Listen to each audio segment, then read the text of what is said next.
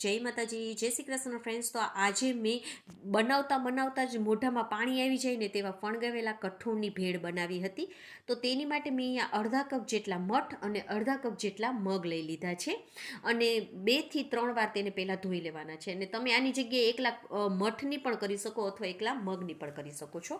હવે આપણે તેને ચોખ્ખા પાણીમાં 4 થી 5 કલાક માટે તેને પલાળીને રાખી દેવાના છે. તો મેં અહીંયા 4 કલાક માટે તેને પલાળી દીધા હતા. તો જો એકદમ સરસ એવા આપણા મગ અને મઠ બંને પલળી ગયા છે. એકવાર એક મગ અથવા મઠ લઈને જોશો ને, તોડશો ને આવી રીતે, તો એકદમ સરળતાથી તમારા તૂટી જશે. મીન્સ કે આપણા બંને પલળી ગયા છે.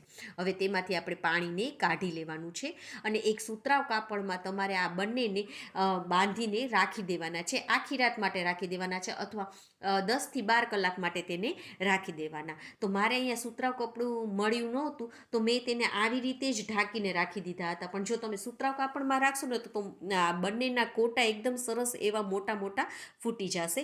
તો મારે થોડા જ કોટા ફૂટેલા છે, કારણ કે મેં એને કપડામાં ને એમને જ રાખેલા હતા. તો જો તો પણ એકદમ સરસ એવા કોટા તો ફૂટી જ ગયા છે, પણ તમે જો કપડામાં બાંધીને રાખો ને તો એકદમ સરસ એવા મોટા મોટા કોટા ફૂટી જશે. હવે આપણે પાણીને ગરમ કરવા માટે મૂકી દેવાનું છે. તેમાં થોડું મીઠું નાખી દેવાનું છે અને મગ અને મઠને 2 થી 3 જ મિનિટ માટે ફક્ત ઉકળવા રાખી દેવાનું છે, બાફવાના છે. ફક્ત 2 થી 3 જ મિનિટ માટે બાફવાના છે, બહુ વધારે પડતા નથી બાફી નાખવાના. તો મેં અહીંયા 2 મિનિટ માટે બાફવા મૂકેલા હતા. તો હવે તેને આપણે પાણીને અલગ કરી લેશું, નિતારી લેશું અને એકદમ ઠંડા પડવા દેશું.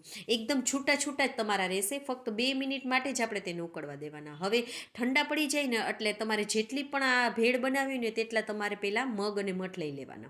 હવે એક બાફેલું બટેકું ઝીણું સમારીને નાખી દેવાનું છે. સાથે મેં એક મીડિયમ સાઇઝની ડુંગળી નાખેલી છે.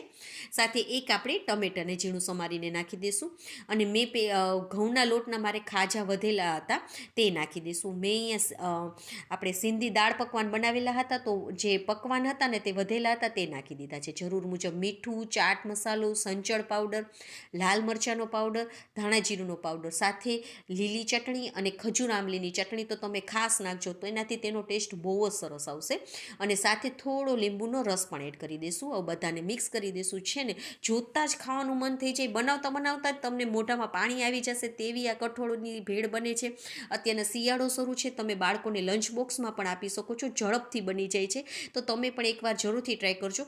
ખાલી એક પ્રોસેસ જે ફણગાવાની હોય છે તે જ થોડીક મોટી છે, બીજું ફટાફટ બની જશે. તો તમે પણ એકવાર જરૂરથી ટ્રાય કરજો. બધાને ખૂબ જ પસંદ આવશે અને બાળકોને તમે આ બાને કઠોળ પણ ખવડાવી શકો છો. અને હા, જો તમને મારી રેસીપી ગમી હોય તો પ્લીઝ લાઇક, સબસ્ક્રાઈબ અને શેર કરવાનું ના ભૂલશો અને તમારા ફેમિલી અને ફ્રેન્ડ્સને શેર પણ કરજો. Okay friends, bye. જય માતાજી.